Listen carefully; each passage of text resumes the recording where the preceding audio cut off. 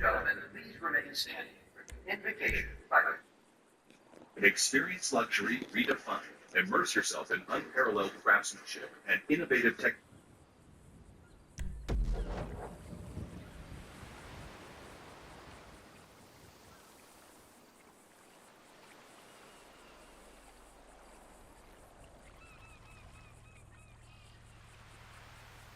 As I have said before, what is extreme liberalism anyway? That was always the joke. Too many hugs, too many pronouns, saying no to the almond milk in your latte to save the planet. Well, playtime is over, folks. Should have stopped being funny a very long time ago, but as of Wednesday night, when Elias Rodriguez, a self-identified, unapologetic left-wing extremist, ended the lives of two Israeli embassy employees outside the capital Jewish Museum. Well, it is clear that the sick joke of extreme liberalism is officially upon all of us. Now, the murders of Sarah Milgram and Yaron Lashinsky are as tragic as they were inevitable. We live in a country where the political left shames people for offering thoughts and prayers in the aftermath of gun violence, but has done absolutely, positively nothing to curb the tsunami of anti-Semitism that has been washing over their party like a plague for decades. See, these are the same left-wing extremists that watched the terrorist organization Hamas execute the most horrific act of hatred against the Jewish people since the Holocaust on October 7th, and then the first thing they did was not offer a thought or a prayer. They took to the streets with bold, screaming anti-Semitic chants like "From the river to the sea," Palestine will be free. That was the first thing they wanted to do. They defended organizations like Hamas as if they were the righteous arm of Palestinian agreement. They committed millions of dollars in property damage, terrorizing Jewish students on college campuses right here in the United States of America. You see, the free love radicals of yesterday are gone. The aim for the head left-wing extremists are officially here to stay. These people are not a peaceful, well-intended gang that can't shoot straight. No, the sunflowers have become bullets. One of those bullets was lodged in the hip of Congressman Steve Scalise in 2017 after a Bernie Sanders bro with Trump derangement syndrome decided he would go shoot some Republicans at a baseball game. And a hail of bullets ended the lives of two young people who went to our nation's capital in the name of service. See, ironically, the first thing we have to do on days like Wednesday, it's not called Paris. We have to make sure that left-wing domestic terrorism doesn't start a war.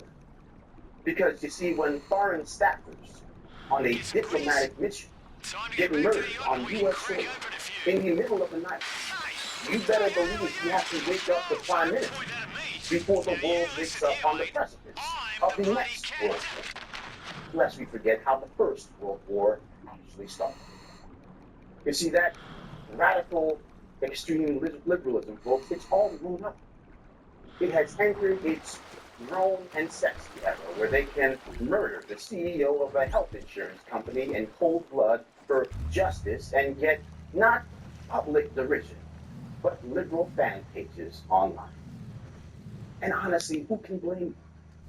The apparatus that supports the Democratic Party and mainstream liberalism has ignored the rise of this alt-left revolt. When Fareed Zakaria on CNN sits down with apologists for Hamas as if they're just the NAACP, just a local civil rights organization with valid views worth promoting, what do you expect to get from people who share those views? You see, the entire apparatus that supports the political left has become one cabal intent on pretending they are too young in an effort to avoid all accountability that comes from these abhorrent actions. You see, Republicans, we've spent decades apologizing for every insane act by any Republican anywhere, and we're expected to do this 24 hours a day, 7 days a week. And yet the same people who injected their politics into that Dean Martin classic, Maybe It's Cold Outside, they can't seemingly find the connection with their anti-Semitic, anti-Zionist propaganda and the bullets that inevitably end up in the people they oppose, from the Gaza Strip to now the heart of our nation's capital. See, I'm an 80s baby. Not to alarm you, but this would appear to be a teeny tiny... 19 madmen boarded domestic aircraft and changed the trajectory of history. And we believe in our hearts that radical Muslim extremism was going to be the greatest threat of our life. They are not our threat, but they are not the greatest threat. We were wrong. Radical liberal extremism is the threat. It is the threat because it is the gateway drug to our own death. It is the sickness that convinces you that you can give billions of dollars to an Ayatollah in Iran that screams death to America and make them like us. That a culture that kills homosexuals for sport will accept you if you simply show up with a sign that says queer to Palestine. See, there has been no greater gift to the caliphate than the modern Democratic Party in these United States, willing to turn a blind eye to the extremism within their own ranks, willing to put their head in the sand in the name of their crooked and illogical ideology. And certainly there is no greater threat to our Jewish friends and allies right now than the radical liberal extremists within. They can barely be bothered to stand a thought, much less a pregnant, in what has become their greatest hour of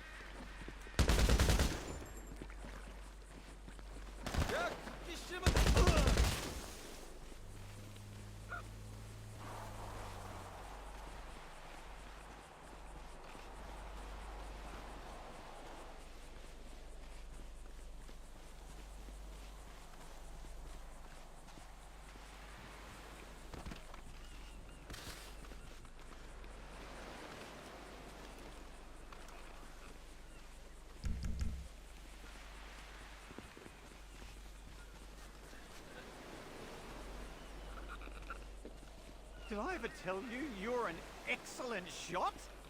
The way your bullet undid my tie en route to that fella's head. Oh. Now, let's get back to the yacht.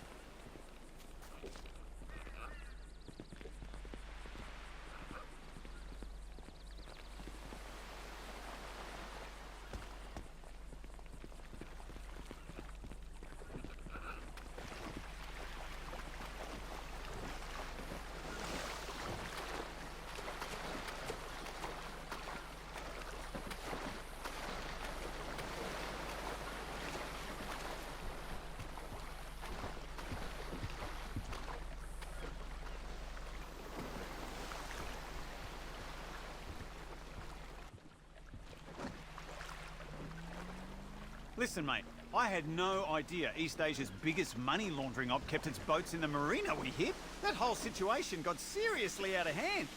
You almost lost your skipper and your mixologist in one fell swoop. Fatal to any operation. And quite apart from his truly horrifying breath, I reckon that arsehole would have killed us both, even if you'd given him the money. Speaking of which, I reckon that salvage job is going to earn us a pretty penny. Silver lining, eh?